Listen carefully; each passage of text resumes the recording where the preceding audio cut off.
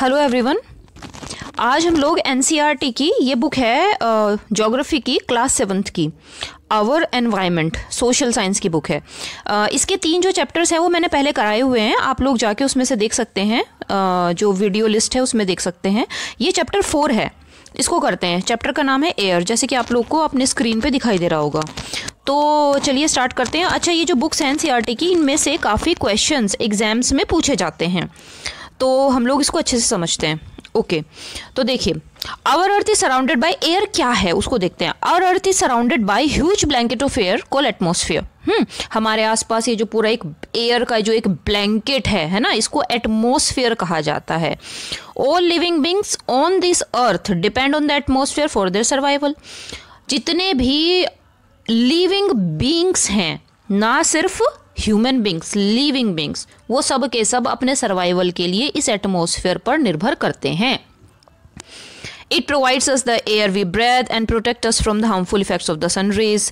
हम लोग मतलब जीने के लिए हमें जो हवा चाहिए वो यहाँ से आती है। दूसरा सबसे बड़ी बात है कि जो सूर्य की जो खतरनाक जो उसके इफेक्ट हैं, हार्मफुल जो उसकी रेज हैं, उससे ये हमारा बचाव करती है। Without this blanket of protection we would be baked alive by the heat of the sun during day and get frozen during night.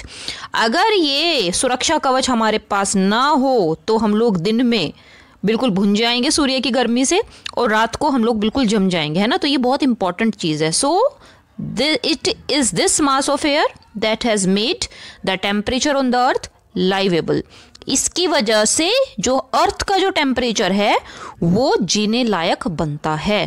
Correct.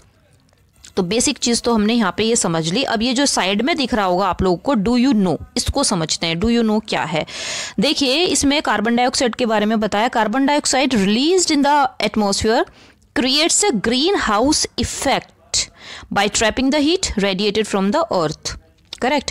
Carbon dioxide जो होती है, इसकी वजह से हमारा ये जो टेम्परेचर है अर्थ का, ये मतलब जो फ्रीज नहीं होती है, मतलब एक गर्म हो जाता है। ठीक है। होता क्या है, जब सूर्य की जो किरणें हैं वो पृथ्वी पे पड़ती हैं, ठीक है, तो जब ये वापस यहाँ से जाती हैं तो इस कार्बन डाइऑक्साइड की वजह से कुछ ये एब्जॉर्ब कर लेती है। ठीक है। इसको बोला जाता है green house effect. It is therefore called a green house gas. Without it the earth would have been too cold to live in. इसी वजह से इसको ग्रीन हाउस गैस कहा जाता है। और अगर ये ना हो तो जो पृथ्वी है उसका टेम्परेचर बहुत ही कम हो जाएगा, मतलब बहुत ठंडी हो जाएगी। However when it's level in the atmosphere increases due to factory smoke or car fumes, the heat retained increases the temperature of the earth. देखिए, एक हद तक ही ये सही होती है ना, लेकिन अगर एक हद से ज़्यादा अगर यहाँ का टेम्परेचर बढ़ जाता है, जो कि किस वजह से बढ़ रहा है, जैसे कि फैक्ट्री की जो स्मोक है या फिर कार में से निकलने वाला धुआं है, सही है, तो इसकी वजह से क्या होता है, अर्थ का जो टेम्परेचर है वो एक हद से ज़्यादा बढ़ जाता है, जो कि हार्मफुल होता है, और इसी को ग्लोबल वार्मिंग कहा गया है। This rise in temperature causes the snow in the coldest parts of the world to melt. अब जब ज़्यादा टेम्परेचर बढ़ेगा तो जो बर्फ़ है वो पिघलती है। As a result, the sea level rises. जब बर्फ़ पिघलेगी तो उससे क्या होगा, उससे समुद्र का जो स्तर है वो बढ़ जाएगा। उसकी वजह से क्या होगा, कोस्टल एरियाज में फ्लड्स आएंगे। ठीक है। देयर में भी drastic changes in the climate. इसकी वजह से बहुत सारी जगहों पे, मतलब पृथ्वी पे ही बहुत सारे जो है जगह हैं, वहाँ पे क्या है, पूरा का पूरा जो क्लाइमेट है उसमें बहुत सारे परिवर्तन होते हैं, जिसकी वजह से बहुत सारे प्लांट्स और जो एनिमल के जो स्पीशीज हैं वो ख़त्म होने की कगार पर आ गए हैं, और कुछ ख़त्म भी हो गए हैं। तो ये जो ग्रीन हाउस गैस है, जो कि बहुत ज़रूरी है पृथ्वी के लिए, कार्बन डाइऑक्साइड, लेकिन हम पृथ्वीवासियों की कुछ गलत हरकतों की वजह से, या फिर कह सकते हैं कि due to a negative side of industrialization, global warming बढ़ती जा रही है। ठीक है। अब समझते हैं, वापस आते हैं हम लोग, हमारा जो पैराग्राफ हम लोग कर रहे थे, कंपोजिशन ऑफ द एटमॉस्फेयर। देखिए इसमें कितना एक सुंदर डायग्राम के द्वारा इन्होंने समझाया है। Do you know that air we take in while breathing is actually mixture of many gases, है ना, ये बहुत सारे गैसेस का मिक्सचर होती है।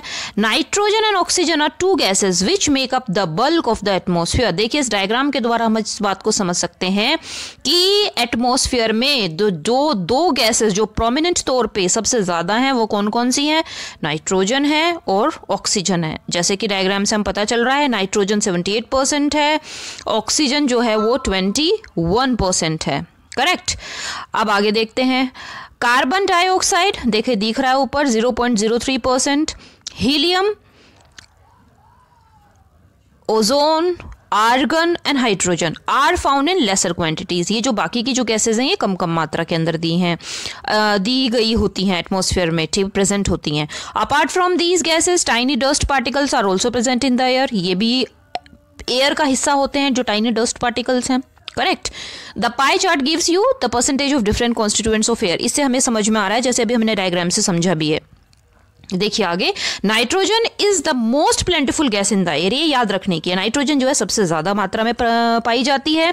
व्हेन वी इनहेल, जब हम गैस मतलब जो सांस लेते हैं अंदर, we take some amount of nitrogen into our lungs and exhale it. कुछ मात्रा में ऑक्सीजन के साथ में नाइट्रोजन भी अंदर जाता है और उसके बाद वो बाहर आ जाता है, एक्सहेल करते हैं जब। But plants need nitrogen for their survival. लेकिन प्लांट्स जो होते हैं उनको नाइट्रोजन की जरूरत होती है सर्वाइवल के लिए। They can not take nitrogen directly from the air. जो प्लांट्स हैं वो डायरेक्टली एयर से नाइट्रोजन ग्रहण नहीं कर सकते। तो उसके लिए क्या होता है, देखिए प्रकृति कितनी सुंदर है, प्रकृति ने कितनी सुंदर सारी की सारी चीजें बनाई हैं। Bacteria that live in the soil and roots of some plants, कुछ जो बैक्टीरिया होते हैं जो कि सॉइल में प्रेजेंट होते हैं, ठीक है ना, और जो प्लांट्स की कुछ जो रूट्स होती हैं, take nitrogen from the air, ये नाइट्रोजन को एयर से लेती है एंड चेंज इट्स फॉर्म, और उसका जो है उसके स्वरूप में परिवर्तन कर देती हैं, so that plants can use it, और इस वजह से जो है प्लांट्स उसको यूज कर सकते हैं। Oxygen is the second most प्लेंटिफुल gas in the air. Oxygen दूसरे नंबर पे है जो कि एयर में प्रेजेंट होती है सबसे ज्यादा मात्रा में। Humans and animals take oxygen from the air as they breathe. मनुष्य और एनिमल्स, पशु, ये ऑक्सीजन को जब सांस लेते हैं तो ये उसको ग्रहण करते हैं। Green plants produce oxygen during photosynthesis. अब जो हरे जो ये मतलब प्लांट्स होते हैं ये फोटोसिंथेसिस के दौरान ऑक्सीजन को प्रोड्यूस करते हैं। In this way oxygen content in the air remains constant.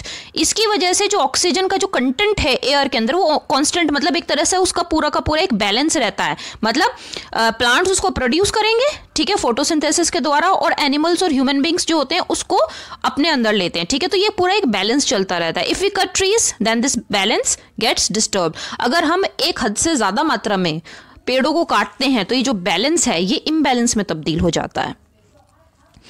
Next paragraph देखते हैं। Carbon dioxide is another important gas, correct. Green plants use carbon dioxide to make their food and release oxygen. जो plants होते हैं वो oxygen को लेते हैं, oxygen छोड़ते हैं, ठीक है ना, फोटोसिंथेसिस के द्वारा उसे बनाते हैं, और जो कार्बन डाइऑक्साइड है उसको वो लोग इनहेल, एक तरह से हम कह सकते हैं हमारी भाषा के अंदर जैसे हम इनहेल करते हैं, तो वो उसको लेते हैं, यूज करते हैं, और उससे वो अपना खाना बनता है उनका, और मतलब जिससे उनका सर्वाइवल होता है और ऑक्सीजन रिलीज होता है। ह्यूमंस और एनिमल्स रिलीज कार्बन डाइऑक्साइड। हम लोग जो हैं और एनिमल्स ये कार्बन डाइऑक्साइड रिलीज करते हैं। The amount of carbon dioxide released by humans और animals seems to be equal to the amount used by the plants which make a perfect balance, correct। अभी हमने इसके बारे में बात भी करी है। ये जो एक साइकिल है ये बिल्कुल बराबर होनी चाहिए, ठीक है ना। ऑक्सीजन का यूज और कार्बन डाइऑक्साइड का किस तरीके से कैसे हो रहा है, ये बिल्कुल एक बराबर मात्रा में चीजें होनी चाहिए। However the balance is upset by burning of fuels such as coal and oil. लेकिन ये बैलेंस कैसे अपसेट होता है, ultimately by human beings, correct. कैसे, हम लोग जो है जो लकड़ियों को काटते हैं उनका यूज करते हैं, हम फ्यूल जलाते हैं, ठीक है, उसके साथ में हम कोल को यूज करते हैं, हम ऑयल को यूज करते हैं, तो उसकी वजह से ये जो बैलेंस है ये थोड़ा खराब हो जाता है। थोड़ा क्या, बहुत ज्यादा भी खराब हो गया है आजकल, तो हम कह सकते हैं। They add billions of tons of carbon dioxide into the atmosphere each year. As a result, the increased volume of carbon dioxide is affecting the Earth's weather and climate. और इसकी वजह से क्या है, जब ज़्यादा ये मात्रा में carbon dioxide billions of tons जब एटमॉस्फेयर में पहुंच जाता है तो उसकी वजह से क्या होता है, अर्थ का जो वेदर और क्लाइमेट है उसमें परिवर्तन हो जाता है, उसको ये प्रभावित करता है। अब जो साइड में डू यू नो दिया गया है इसको समझते हैं। व्हेन एयर इज हीटेड, ठीक है, इट एक्सपेंड्स, जब हवा गर्म होती है तो वो क्या होती है, वो फैल जाती है, बिकम्स लाइटर, वो हल्की हो जाती है, एंड गोज अप, और उससे क्या होता है, वो ऊपर को उठ जाती है। Correct. Cold air is denser and heavy, जो ठंडी जो हवा होती है वो डेंसर होती है, मतलब वो भारी होती है, एंड हैवी होती है, मतलब वो जो है डेंसर होती है, मतलब ज़्यादा मात्रा में एक जगह पे इकट्ठी रहती है, ठीक है, और हैवी होती है, ठीक है। That is why it tends to sink down, जो ठंडी हवा है वो नीचे बैठ जाती है। Correct. When hot air rises, जब जो गर्म हवा होती है वो ऊपर को उठती है, cold air from surrounding area rushes there to fill the gap, जब हॉट एयर ऊपर को जाएगी तो वहां पे क्या एक वैक्यूम क्रिएट होगा और उस जगह पे जो आसपास की ठंडी हवा होगी वो आके उस वैक्यूम को भर देगी। That is how air circulation takes place, इस तरीके से जो एयर का जो सर्कुलेशन जो होता है वो चलता रहता है। करेक्ट। अब नीचे जो है ग्लोबल वार्मिंग के कुछ न्यूज़पेपर्स की इन्होंने कटिंग्स वगैरह इसके अंदर लगाई गई है, जिससे हमें पता चल सके कि ग्लोबल वार्मिंग जो है कि नया थ्रेट है हम लोगों के सर्वाइवल के लिए, लेकिन ह्यूमन बींग्स इस चीज़ बात को नहीं समझ रहे हैं, हम लोग नहीं समझ पा रहे हैं कि ये कितनी बड़ी प्रॉब्लम खड़ी होती जा रही है। ओके, अब समझते हैं हम लोग स्ट्रक्चर ऑफ द एटमॉस्फेयर। जो हमारा ये एटमॉस्फेयर है ये किस तरीके से बना है और इसकी क्या क्या परतें होती हैं, अब इसको हम लोग समझते हैं। Our atmosphere is divided into 5 layers starting from the earth surface. पृथ्वी की सतह से ऊपर तक जहां तक एटमॉस्फेयर है इसको 5 भागों में डिवाइड किया गया है।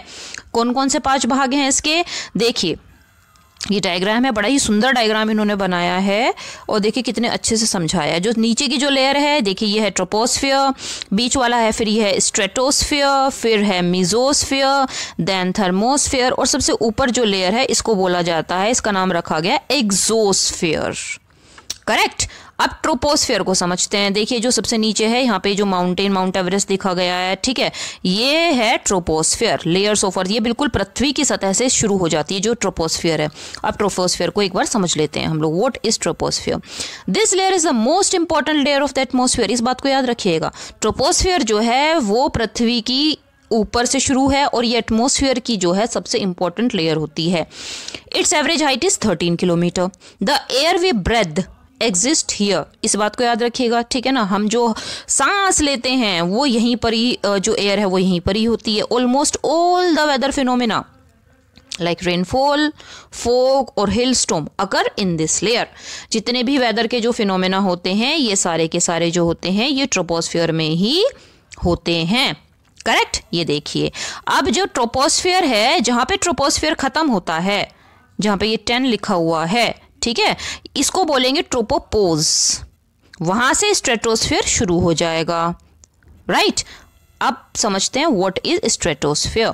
स्ट्रेटोस्फियर को देखिए, above the troposphere lies the stratosphere. It extends up to a height of 50 kilometre. Right. This layer is almost free from clouds and associated weather phenomena. ये इंपॉर्टेंट है, सारे के सारे ज्यादातर जो वेदर फिनोमेना है वो किस में होते हैं, ट्रोपोस्फेयर में होते हैं। ये जो लेयर है ये फ्री है वेदर फिनोमेना से, तो इस वजह से क्या है, यहाँ पे एयरप्लेन्स जो होते हैं, एरोप्लेन्स वगैरह, ये उड़ने के लिए ये जो लेयर है ये सबसे ज्यादा जो है एक तरीके से आप कह सकते हो आइडियल लेयर है। Right. One important feature of stratosphere is that it contains a layer of ozone gas. 2 चीजें हो गई यहाँ पे इंपॉर्टेंट। पहली बात, यहाँ पे वेदर फिनोमेना नहीं होता इसलिए जो एरोप्लेन्स है उनके उड़ने के लिए आइडियल है। दूसरी बात ये बहुत इंपॉर्टेंट है कि ओजोन जो गैस है वो कौन सी लेयर में होती है, it is present in stratosphere. Right. We have just learn how it protect us from the harmful effects of the sunrays. ये किस तरीके से हमने इसको समझा भी हुआ है कि किस तरीके से ये हमको जो सन के जो हार्मफुल इफेक्ट्स हैं उससे हम लोगों को बचाती है। अब देखिए जहां पे स्ट्रेटोस्फेयर खत्म होगा उसको बोलेंगे स्ट्रेटोपोज, और वहां से क्या शुरू हो जाएगा, मीजोस्फेयर, जो कि 3rd लेयर है एटमॉस्फेयर की। This is the 3rd layer of the atmosphere. It lies above the stratosphere. बिल्कुल सिंपल है। It extends up to height of 80 kilometre. Meteorite born up in this layer on entering from the space. Mesosphere को आप ऐसे relate कर सकते हैं, meso मेटियोराइट, m, ठीक है। मीजोस्फीयर जो होता है इसी के अंदर जो मीटियोराइट हैं ये बर्न अप होते हैं और इनका मतलब जो है इस लेयर के अंदर ये एंटर करते हैं, ठीक है ना। इस लेयर में एंटर करते ही ये जो है ये बर्न अप हो जाते हैं। ये एक इंपॉर्टेंट लेयर है स्पेस की, एक तरीके से आप कह सकते हो एटमॉस्फेयर की। उसके बाद आता है फोर्थ लेयर इज थर्मोस्फेयर। जहाँ पे मीजोस्फेयर खत्म होगा उसको बोलेंगे मीजोपोज और वहाँ से फिर थर्मोस्फेयर स्टार्ट हो जाता है। Thermosphere, in thermosphere temperature rises very rapidly. याद रखिएगा यहाँ पे जो टेम्परेचर है बहुत स्पीड से बढ़ता है विद इंक्रीजिंग हाइट। जैसे जैसे हाइट बढ़ती जाती है टेम्परेचर बढ़ता जाता है। Ionosphere is a part of this layer. इस लेयर का पार्ट होता है आइनोस्फेयर, ठीक है। It extends between 80 to 400 kilometre, ठीक है। This layer helps in radio transmission. हर एक लेयर की अलग अलग क्वालिटी है, तो ये क्या रेडियो ट्रांसमिशन के लिए, और यहाँ पे आयनोस्फीयर होता है। दो चीजें याद रखनी है। In fact radio waves transmitted from the earth are reflected back to earth by this layer, right. अब उसके बाद आते हैं सबसे जो लास्ट लेयर है वो है एक्सोस्फीयर।